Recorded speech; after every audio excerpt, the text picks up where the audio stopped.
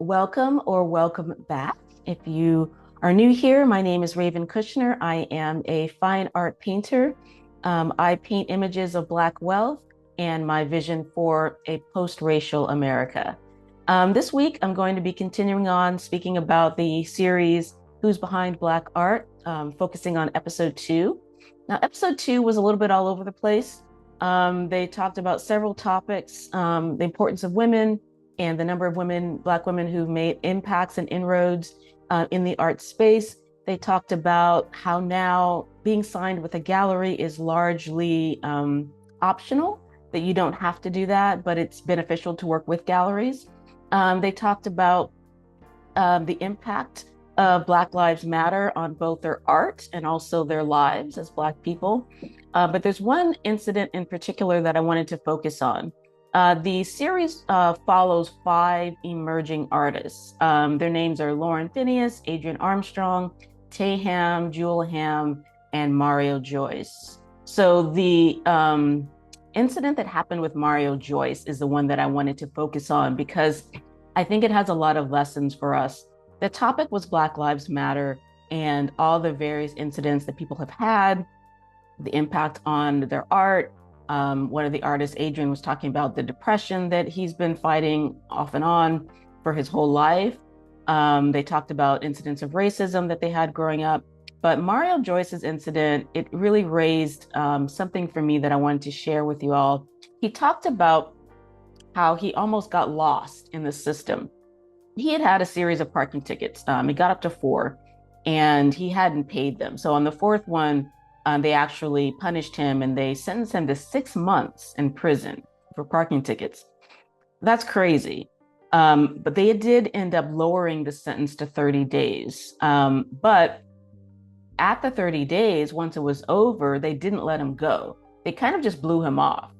And despite, his protestations there, he sat in prison, going on, 31 days, 32 days. Okay, when am I getting out of here? Fortunately, he had his mom, and his mom just fought tirelessly to get him released, and he eventually was released. But the point for him was that he could see how easy it is to get lost in the system as a Black person, because you're kind of just thrown away and no one really cares what happens to you. And that is true and that is valid. But I think that there's a different way that we can look at our situation here in America. We can't ignore racism or pretend like it doesn't exist. However, I really believe there's a different way of looking at it. Instead of looking at it as, oh, well, just, our number, if you get abused by the police, oh, well, my number came up and this is just our fate here. I think that we can look at it as this is really our incentive to be all that we can possibly be. When you think about it, I want to bring up another example that's completely unrelated, but I'll tie it in. You'll see how it's related. The actress Halle Berry, she was diagnosed with type 1 diabetes at the age of 19. And she passed out from a diabetic coma, and they diagnosed her at that time. Ever since then, she has had to be very careful with her diet and with her exercise and nutrition in order to manage her illness. The side benefit of her having to manage her illness is that she is beautiful, perfectly beautiful at the age of 58, because she has had to be so meticulous for health reasons, also for her career reasons, but primarily for her health reasons. So what was a definite problem in her life, the side benefit of her managing it correctly is that she has reaped the benefits of a lifestyle spent in taking care of herself.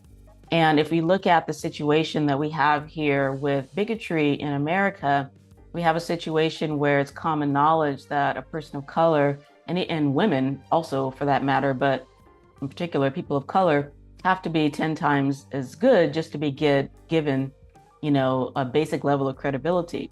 And while that isn't fair, we just don't have the leeway to be mediocre. And I don't think we have to look at our inability to be mediocre as a bad thing. I think that we have every incentive in the world and every ability in the world to be excellent. You look at Mario's situation where he let 4 parking tickets go And you think, well, that's not fair. You shouldn't have to go into prison for 6 months for parking tickets or any months. I mean, it's ridiculous to, anyway, that's a whole nother issue, the jail system. But someone going to prison for parking tickets is ridiculous. But given that we're not allowed to be mediocre and face the same consequences as a mediocre white person, white male in particular, it behooves us to not be mediocre. We just can't let certain things go. A couple of episodes back, I mentioned that we just can't allow things like unwed pregnancies. And, these are normal behavioral lapses, but we can't afford it.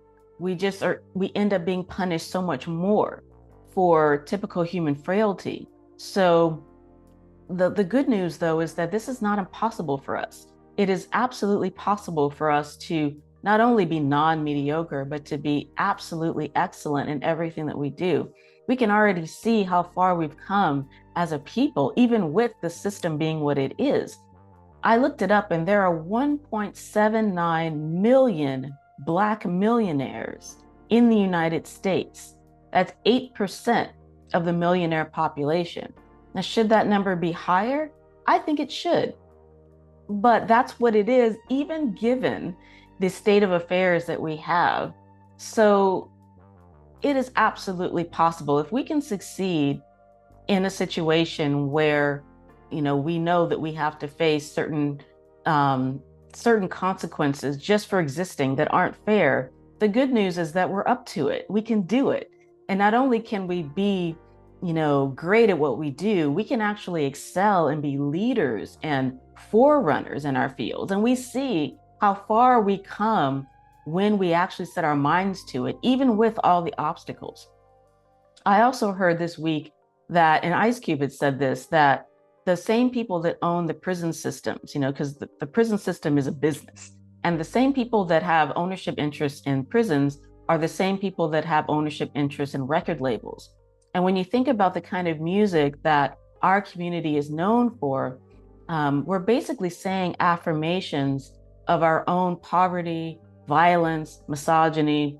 And it's tough when you address issues like this, because even other fellow Black people will say, oh, you're doing respectability politics and so on and so forth.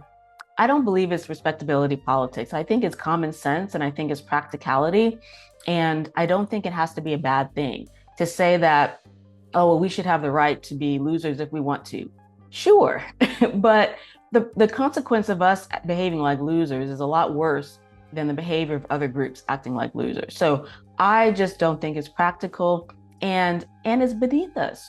Frankly, even when we were at our most oppressed, we valued education, we valued community, we valued success, and we didn't look at it as selling out or, trying to be white or any of this kind of silliness. We saw it as, here we are in this country, and this is our country. We built it, our hands built it. So we have absolutely every right to every benefit that this country has to offer, but we won't get there by slacking, by being mediocre, by saying, well, we have the right to be, do whatever kind of shenanigans we want to do.